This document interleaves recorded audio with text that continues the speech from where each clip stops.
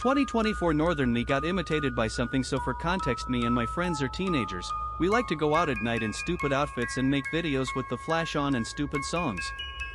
We were out from 10:30 to 11 o'clock making these videos, and while my friend went inside to try to get better internet, I heard the exact same noise of a scream I made while making a video 20 minutes prior.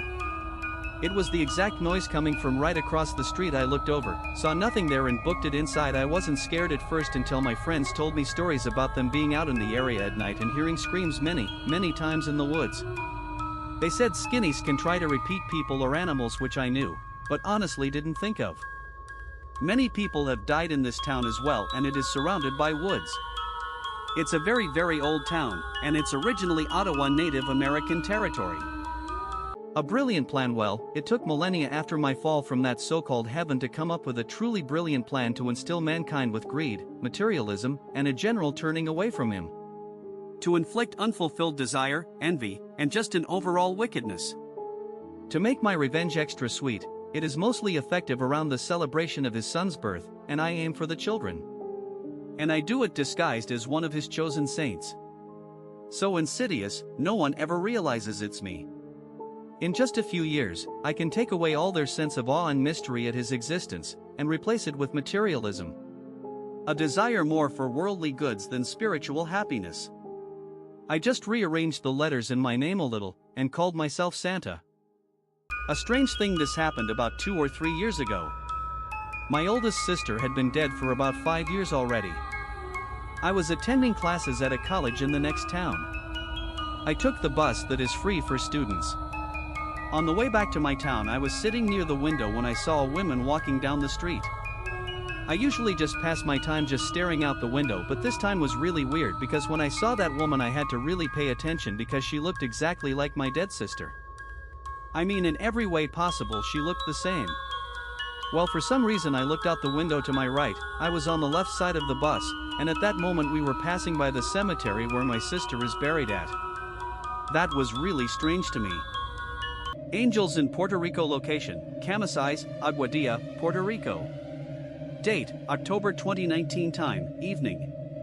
A couple, Marcos and Sonia Rivera, involved in previous encounters, were standing on their balcony in their residence located on a hill when at one point they noticed something strange and large flying over the area.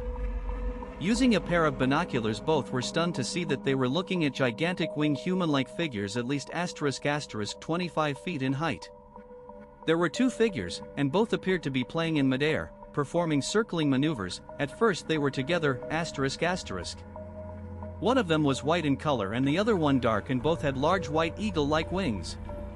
It suddenly started to rain and both flew towards the northeast, disappearing from sight ***. HC Addendum. Source: Jorge Martin Miranda, Puerto Rico. Both me and my cat saw a shadow person. I have never experienced seeing shadow people until I saw one a few weeks ago. I woke up to see one walking into my bedroom closet before dissolving into the background. I've been skeptical of the supernatural. I have a BS degree, and follow this with scientific thinking. I knew I had just woke up when I saw them, so I figured I was just hallucinating. Now, last night, I wake up and jump up in my bed because I see another one crossing the room to go into my closet. The difference this time is that me jumping up woke my cat next to me, who I see tracking the movement of the shadow person. Am I in danger? Am I being haunted? Been freaking out a little bit about this. This in is US, OH. Boyfriend talking to air while living in a creepy family member's house. My boyfriend and I were in bed sleeping. I stopped sleeping because I heard the bed moving side to side. It was clear something was shaking him. It was a few hard shakes that were very strong. So I slowly turned towards him to see. What I saw shocked the heck out of me. He was setting up, making some incoherent mumbling sounds. Talking to something. I looked in front of him and saw nothing in the dark room with only a yard light from the light post shining in through the windows. I saw him moving his head up and down in agreement with nothing I could see, then lay back down and continue to sleep. I was very confused and scared, but I managed to return to sleep and talk to him about it the next day. He claimed he felt nothing. Nor did he remember having some weird conversation with some unseen entity. Can anyone explain what happened during my sleep? Please help me because I'm not sure what happened yesterday. I went to sleep feeling moderately tired. As soon as I fell asleep, I started feeling like someone was possessing me and pulling my soul and everything out of me. I was sleeping on my stomach and tried to call my sister to help me, but she was also sleeping and obviously didn't hear me. I also felt as if someone was watching me and stroking my head. In the dream, if it can be called a dream, I heard my own voice calling my sister for help. I'm pretty sure I was screaming and sobbing in my sleep. I tried to move and my body was stiff, but at one moment, when I told myself that I wanted to break free, I felt a strong force re-entering me. Now I'm afraid to fall asleep. Cheshire, England. A gripping account of a dogman absolutely chilling. Here is the link to the video. Skip ahead to 1.4 minutes as it's just intro. Anyways, I want y'all's opinion on this account. To me, it's gripping. I've read and listened to a lot of encounters with dogmen, relatively recently too. Less than a year ago I'd never even heard of the term dogman. You know, I've come to realize there is a reason why the werewolf trope is so deeply ingrained into our common folklore throughout seemingly all cultures. I've never much concerned myself with woods or any place that my gut told me not to go, so to speak. And so I'm not the type of person to put myself in a situation where I'd experience much a thing, quite deliberately. So anyways, what's your take on the dogman/werewolf? Civil War soldiers walking in front of our farmhouse 100 years after the end of the war. I was a child living on a gravel road in southern Ohio in the late 1950s to early 1960s. At times, my grandmother would tell me to get to the front porch. "They're coming," she'd say. Soon about 30 or so Civil War soldiers in blue would walk by the house in broad daylight, totally physical. Kicking up rocks on the dirt road, talking among themselves, some in small groups and some alone. Uniforms torn and dirty. They never responded to us. They walked on, behind our barn, then up over the hill. This happened many times over the years. Decades later I saw a documentary on the Civil War and learned that those soldiers had to often walk home hundreds of miles. Many that did survive the war did not survive the long walk home. I always wondered if these boys were soldiers still trying to get home. I'm recording some of my life events, including this encounter. Here is the link. Creepy guy asked me if I wanted to write some backstory. Me and my little brat lived 5 minutes away from the Dollar Tree, so whenever me and my brother were hungry we'd just walk down and get a snack. So when I was in 6th grade and he was in 5th grade we went to the Dollar Tree and got some chips. As we were leaving getting ready to start walking home, a guy in a little golden car drives up to us and asked if we wanted a ride. We had never seen this guy before. My brother told him no and we both walked back into the store. We called our mom and she came and got us. I still walk to the store to this day. I just didn't for a year after that. So, creepy guy who offered me a ride. Let's not meet. Creepy guy taped up little kids. Back when I was in the 3rd grade, there was a hill with a playground at the top. One day, while everyone was playing at the park, as it was recess, this middle-aged man wearing nothing but cargo shorts came to the bottom of the hill and leaned over a fence that was there. He then began to call kids over to him.